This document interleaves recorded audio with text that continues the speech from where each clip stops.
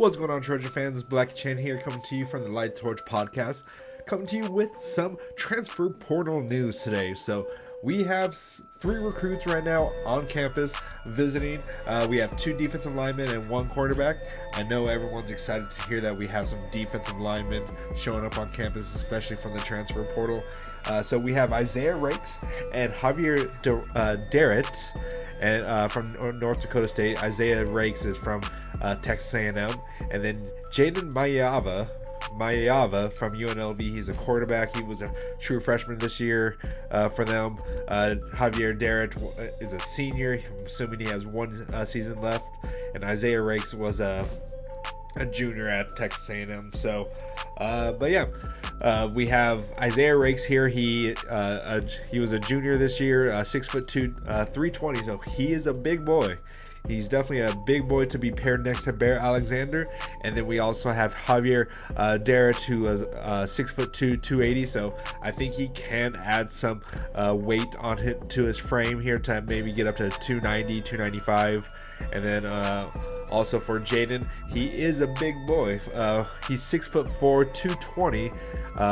So he definitely has the frame, and he has the size of a quarterback that I think Lincoln Riley can utilize. So here for Isaiah Raikes, he had a kind of a quiet season, but he's a force on that line. He definitely takes up a lot of space on that line. So what's it called? Texas A&M was one of the best rush defenses in all of the nation here. So he definitely knows how to stop the run. He definitely takes up a lot of eyes when it comes to the defense, or for the offensive line. He takes on the center, and like a lot of the time he takes on a double team with the guard. But yeah, this season he had 7 solo tackles, 1 sack, and a forced fumble. So it's not the most eye-popping numbers here, but as I said, he does take a lot of what is it called, manpower on that offensive line to make sure he doesn't cause any havoc. And then Javier for this year, he had 9 solo tackles, 2.5 sacks. So yes, also still not the most eye-popping numbers, but once you see his speed off the defensive line, you'll definitely enjoy him as well.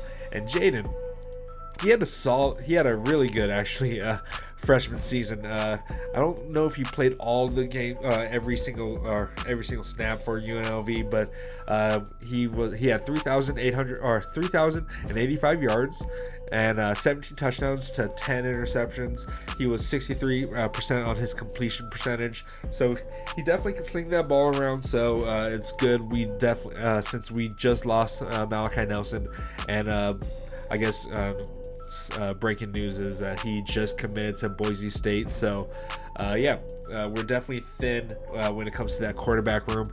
We only have Miller Moss and Jake Jensen, and I'm assuming everyone here knows that we did not sign Will Howard from Kansas State. He did end up going to Ohio State, and I'm assuming it's all because of Miller Moss's performance against Louisville. So he didn't. I'm not saying he didn't think he could beat Miller Moss, but I'm sure he just wanted that guaranteed starting position. I can't speculate, or I can't say why he decided to not commit to USC. I heard it was a done deal, but the moment that Holiday Bowl came around, even Lincoln Riley said he may have scared off some people who were considering coming to USC. So, yeah. Either way, I'm riding with Miller Moss, but having a capable quarterback behind him, especially a young one, to basically usher us after Miller Moss decides to leave, having Jayden here will definitely help as well, especially until we get Juju. If he doesn't reclassify to the 2025 season, we have to wait till 2026. But yeah, we'll go ahead and take a look at Isaiah Raikes, some of his stats here, and also some of his video. We got video for all of them, so don't worry about that. But yeah, for through 4 seasons, he has a total of 21 tackles, 21 assists, 1 pass deflection, and 1.5 sacks and 1 forced fumble. So it's not the most productive, but he was behind Walter Nolan. So as we all know, Walter Nolan was a a highly touted recruit coming out of high school, and also in the transfer portal. So he definitely took up a lot of time. But yeah, he definitely has a lot of good tape on there, especially with him eating up a lot of blocks. So we'll go ahead and take a look at that real quick here. So we do have some tape against, for the most part, just against Auburn here. So let me go and pull that up.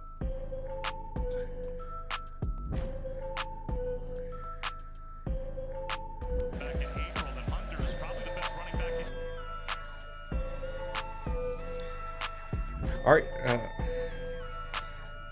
right. So this is Texas A&M versus Auburn. As like I said, stated before, Texas A&M was one of the premier rush defenses in the nation here. So what you'll see from these clips here is that he's not getting pushed back. He may not be getting the burst that a lot of people would like to see, but he's eating up real estate on that offensive line. So just be aware of that. He's definitely he's going to get some pressure on the quarterback, but he's going to be paired really well next to Bear Alexander if we can land him. He's a big body. He weighs more than Bear, but he definitely will take a lot of eyes on him, especially as that nose tackle position. So let's take a look at this here. So he is number 34. He's right in the center right here. Yep, he's not getting blown back, which this season we kind of struggled when it came to getting pushed back on that offensive line or off the defensive line, and it was pretty evident. And they were triple teaming Bear Alexander, so it was pretty hard for him to really make his statement without his partner in crime. You can say that will be able to take a lot of that pressure off him. He's also in on this play still at the nose tackle. He's taking up a double team right there, and he makes a nice stop right there.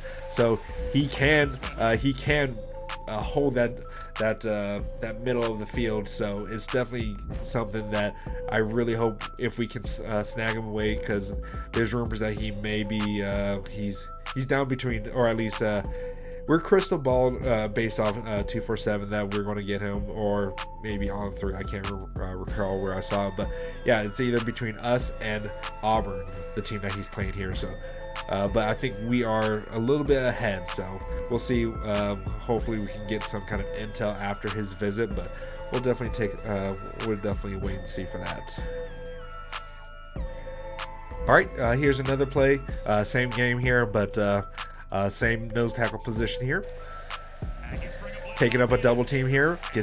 He doesn't get the sack, but he definitely contributes to that and freeing up some of the defensive line. As you can tell, he's taking up 2 defensive linemen here. Let me just go back real quick here. See, look at that, and it frees up for one-on-one with that, and also for that deep. I'm not sure if that was a safety or corner blitz from there, but yeah, it definitely helps that he's taking up some of the manpower off that offensive line. All right, here's another play, same position here, right there. He gets some pressure off. He gets some pressure to that quarterback here, kind of makes him get that ball off a little bit sooner than he would like. So he overthrows the tight end. All right, this will be the last clip that I'm going to show for Isaiah. So let's take a look here.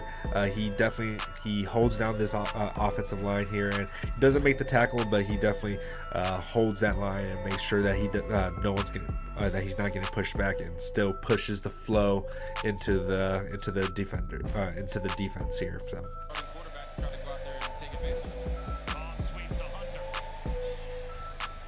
And but yeah, no, he's definitely a space filler here. As you can see, that he's not getting pushed back. He's having stalemates with the offensive line. So it's something that we really need, especially the size. We need the size. We were pretty undersized on that defensive lines, and I know a lot of people on Twitter, on any other social media, everyone's just been raving about size. Danton Lynn, Coach Lynn, said we're going to have size. Even Lincoln Riley says we're going to have size. So this is the size that we need. So, but yeah, that's Isaiah Raikes here, and we're going to move on to Javier. All right, we're going to take a look at some highlights from Javier. He doesn't have the most highlights here. This is all that I can find, or not all that I can find, but this is probably the most that we can find when it comes to for Javier. But this definitely is a good showing. It's just a little kind of a highlight clip that is on his Twitter. So go ahead and follow him on Twitter if you want to know a little bit more about him. So let's take a look. Number 58. All right, he definitely has like a solo kind of a build here. Number 58. He's what, 280 right here, I'm assuming. And you can tell he can add some more size to get to 290, but he's quick. Just watch.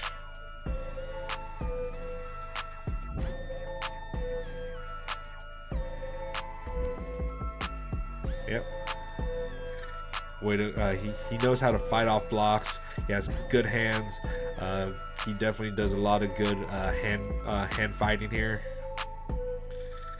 I think he will fill the kind of Keon Barr's kind of position here in that situation.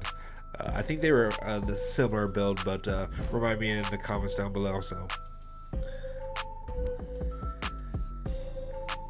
and clearly Javier, our linebackers coach, was the former head coach for North Dakota State, so he's well aware of him. So I think if he thinks that we need him, I definitely trust him. Especially Javier comes from a championship team with North Dakota State, so he knows winning football. So yeah, great motor he has on him. He doesn't give up on plays. Physical. I'm sure a lot of people will be hyped if we were to come away with a commitment from him this weekend. So I definitely hope that we can get this commit as well. So, but yeah, that's Javier, and we'll go ahead and hop into some Jayden's clips here. It's going to be against UNLV, or I'm sorry, not UNLV, Nevada. So it's not the best competition when it comes to defense, but you'll see that he can sling the ball.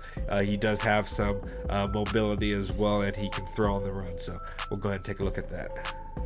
All right, here's Jayden's highlights against Nevada here. So let's take a look.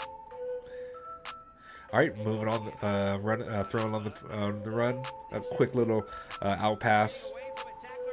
Yeah, it was not the most technical, but he definitely has the experience. He can throw on the move, which Lincoln Riley likes to get his quarterbacks off he gets them moving, so into open space. So yeah, great pass for him, great completion.